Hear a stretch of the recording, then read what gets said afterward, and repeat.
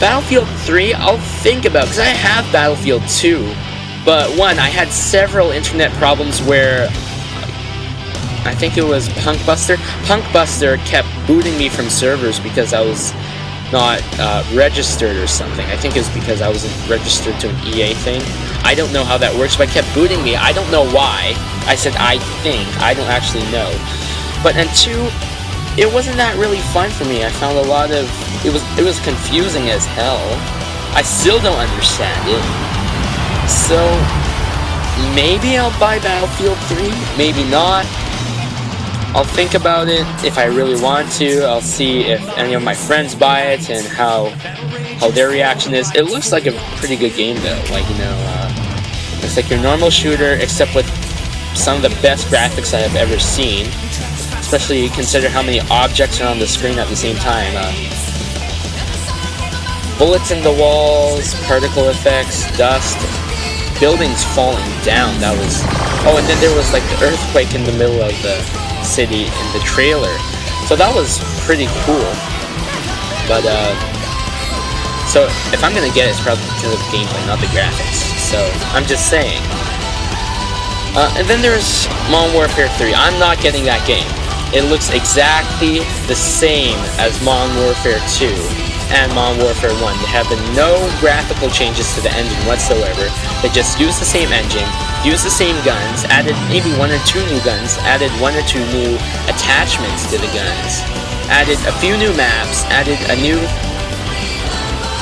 first-player story, and that's it. There's no really any major upgrades to the game, and I'm kind of disappointed because... I'm very disappointed because it's exactly the same as Modern Warfare 2 and Modern Warfare 1 except with different gameplay elements I'm not looking forward to. It's another Call of Duty game, so I'm not buying it, period. I'm buying Counter-Strike Go, maybe buying Battlefield 3, and not buying Modern Warfare 2. I mean Modern Warfare 3, I already have Modern Warfare 2. I don't have Modern Warfare 1. I played it before. I still like Modern Warfare 2 the best. Best in the Call of Duty series. Anyways, let's get back to the game. I'm already on the second peak track, peak 2.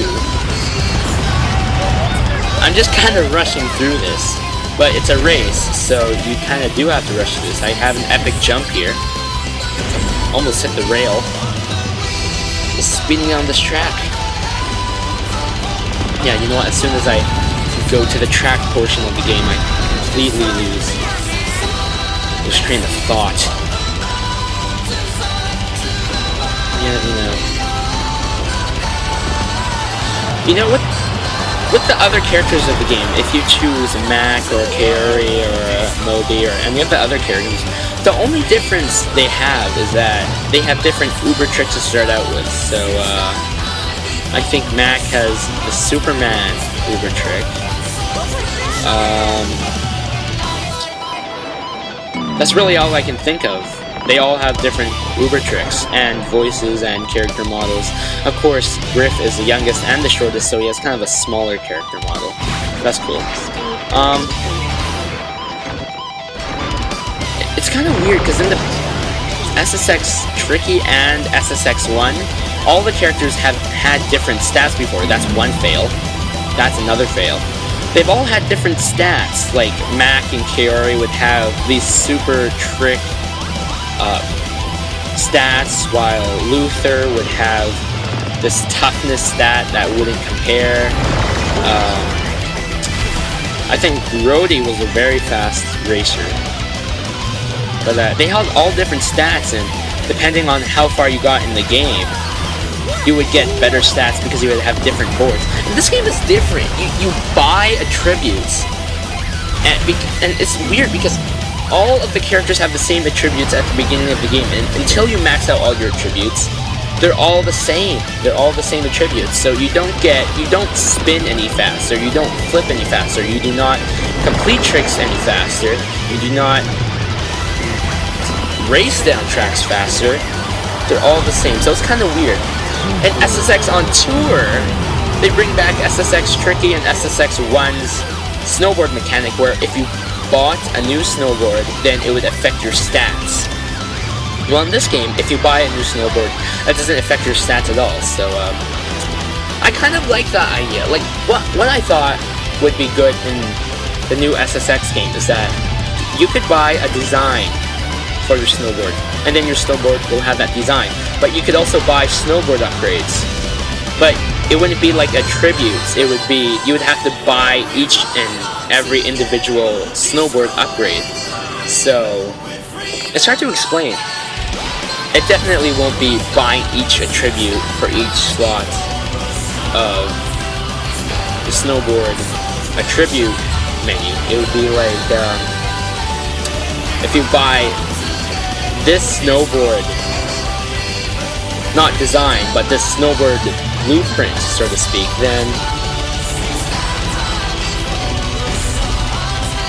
you get this stat, but you cannot upgrade it. You would have to buy another snowboard blueprint. So, and then you would buy a snowboard design to go with that snowboard blueprint, and then you would make your own snowboard, and that snowboard would have those stats, and that's what I thought would hopefully happen. Anyways, I'm on to Peak 1 finally, 12 minutes remaining. I forgot what margin I just got for the past 2 races.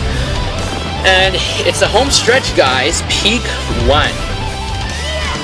Yeah, it's kind of easy track, but you know, hopefully you guys have practice. I fail. Yeah, I have plenty of fails. I'm not kind of really paying attention. Maybe I should. It's not live commentary.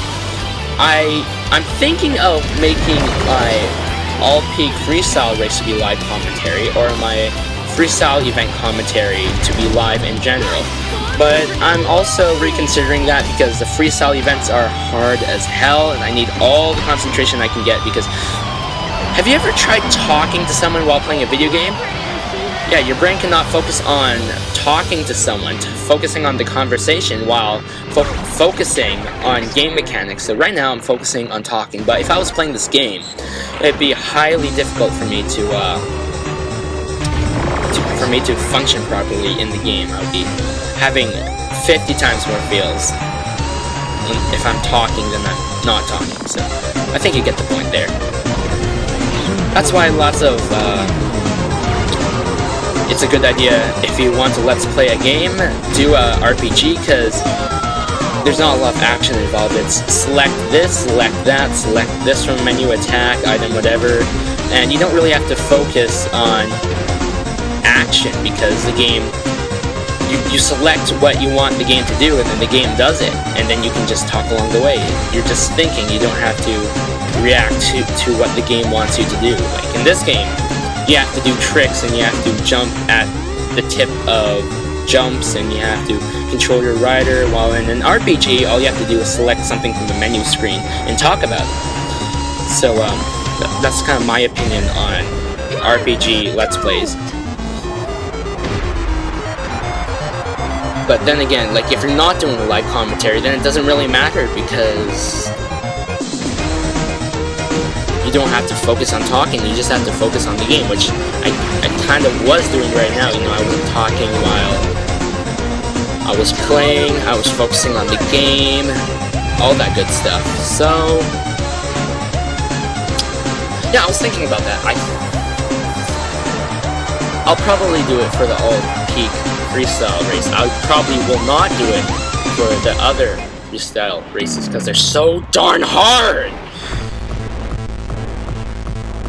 I'll show you how many retries I'll have to do on that big air event. That big air event is so impossible. I think there's only one way to do it, and that's to use monster tricks, but until I figure that out, you guys have to wait and see. Anyways, last racetrack of the all-peak race event, Metro City, nighttime, off limits my butt. Seriously, sometimes you can't even tell where the off limits are, and then when you finally do tell where it is that was working perfectly, it's too late because you're off limits. But yeah, Metro City, like I said, it's a beautiful track. I hope they have at least 1 or 2 nighttime city tracks in the new SSX game. I think it's more focused on racing on mountain terrain, not man-made tracks. But hopefully they'll throw in a few man-made tracks in there themselves. Some of the track designs already look kind of man-made, so yeah, we'll just see what happens. I'm just really looking forward towards that game. What else? I've been playing a lot of Oblivion, which has nothing to do with SSX, but I'm also looking forward to Skyrim. I'm definitely buying Skyrim. Definitely buying Skyrim. I really do like the Oblivion game. The Elder Scrolls in general. Like, I haven't played Morrowind. I've seen it. I've seen the first Elder Scrolls game, Arena, which is kinda weird. Like, the sword mechanics are where you click down and then you move your cursor left or right to do a horizontal or vertical or diagonal sword slash. It's weird, but it's interesting. And then it's also interesting to see how the Elder Scrolls series kind of evolved or evolved. That's one of the word. But yeah, I'm definitely buying Skyrim. Awesome game. I just kind of have one problem with it though. If any of you have seen the trailer of Skyrim, you know that you can hold a sword in one hand and anything else in the other. So you could have 2 spells in both hands, or a spell in one hand and a shield in the other. And if you have 2 spells in 2 hands, then you can create a powerful spell. But anyways, it seems that you can only block with a shield. So if you don't have a shield, you cannot block, because the function of a shield is to block. But since the L1 button or the left trigger button is used for your left hand, then how you cannot block anymore. And that's kind of disappointing, because that's the only way to reduce damage without using a spell. And that's like one of the only ways to stop yourself from getting killed so easily. So I'm gonna have to see where the game goes from there. I might take a lot of damage from not being able to block. Oh, and that's another thing. In Oblivion, you could have a sword, a shield, and a spell. In Skyrim, it seems that you can have a sword, a spell, or a shield, a spell, or a shield and a sword. So, and obviously you cannot change weapons or your hands while in the middle of combat. So, I kind of have my doubts there. Kind of have my doubts on the new gameplay. But otherwise, the game looks great. The gameplay looks great. I'm looking forward to it. Almost hit that rail. But, ouch, I did hit it. But here we are, guys, at the end of the all-peak race. 5 minutes and 53 seconds remaining, completed in 24 minutes and 7 seconds. That was a lot of fun, guys. All-peak race. We completely completed the peak race event and all of the race events in this game in general. So I hope you guys enjoyed this 25-minute part. Comment, rate, subscribe.